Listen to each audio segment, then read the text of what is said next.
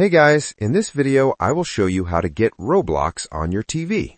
Alright, let's begin. First, make sure your TV is connected to the internet. Next, open your TV's browser. Every smart TV has a browser app, so go to your list of apps and select it. If your TV doesn't have a browser, download one from your TV's app store. Once the browser loads, go to the top search bar and type Roblox, then press Enter. From the search results, click on the official Roblox website, roblox.com. Now you will need to enter your account details.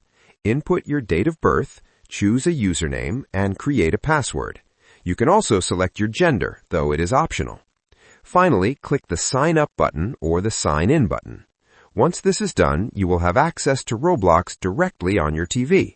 You can complete your setup by adding your email and then start playing Roblox games without any issues.